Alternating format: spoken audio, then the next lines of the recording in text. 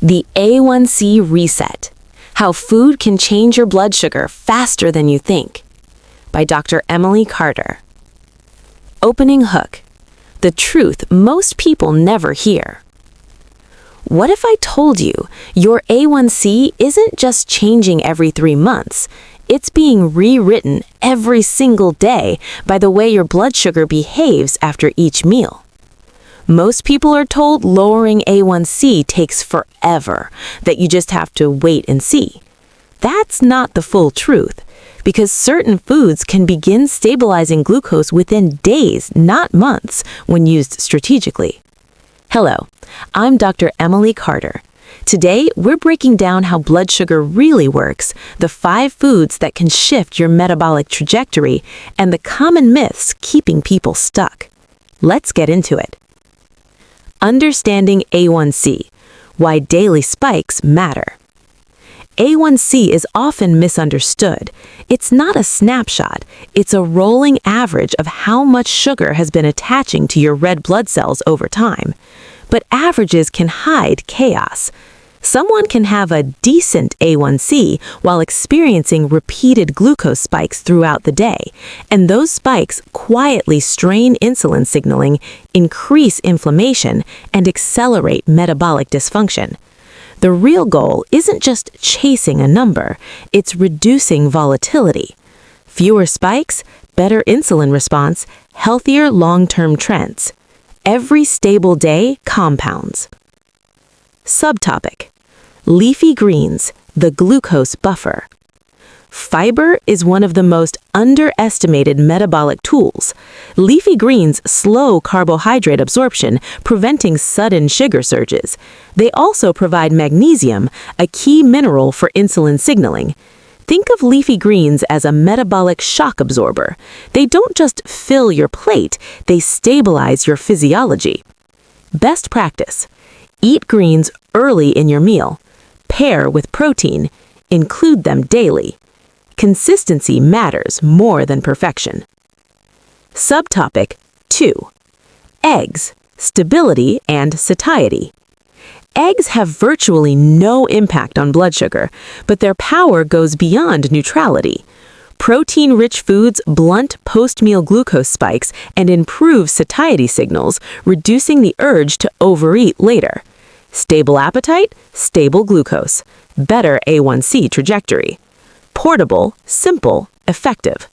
Sometimes the most powerful tools are the least complicated. Subtopic 3: fatty fish, anti-inflammatory insulin support. Chronic inflammation and insulin resistance are deeply connected. Fatty fish deliver omega-3 fatty acids that enhance insulin signaling and calm systemic inflammation. Better signaling means glucose is processed efficiently, not left circulating and causing damage. Eating fatty fish a few times a week can shift metabolic tone towards sensitivity instead of resistance. This is cellular communication, not just nutrition.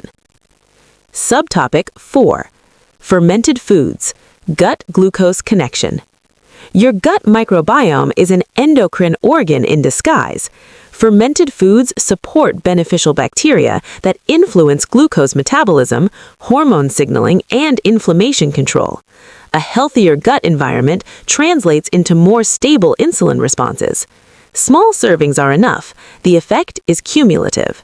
You're not just feeding yourself, you're feeding an ecosystem that regulates your metabolism.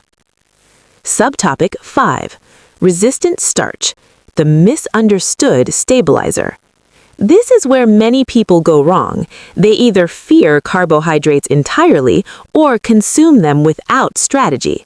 Resistant starch digests slowly, reducing glucose spikes while nourishing gut bacteria and improving satiety hormones. When eaten intentionally, after protein and greens, it becomes a metabolic ally instead of a trigger. This is not about removing carbs, it's about using them intelligently. Meal sequencing: why order changes outcomes. The sequence of eating matters more than most realize. Protein first, blunts glucose rise. Fiber second, slows absorption. Fermented foods support signaling. Resistant starch last, steady fuel. This simple structure transforms how your body processes the same meal, not restriction, optimization. Common myths. What keeps people stuck? Myth 1. A1C only changes slowly. Daily glucose stability compounds faster than people expect. Your habits today influence measurable change. Myth 2. Carbs must be eliminated. The issue isn't carbohydrates, it's timing, quality, and pairing. Smart sequencing prevents spikes. Myth 3. Snacking stabilizes blood sugar. Frequent eating can actually disrupt insulin rhythms. Strategic meals are more effective. Myth 4. Gut health is unrelated to diabetes. The microbiome directly affects insulin signaling and inflammation. Ignoring it limits progress. Myth 5. Perfect dieting is required. Consistency beats perfection every time. Metabolic change is cumulative, not dramatic. Practical daily structure. A simple framework.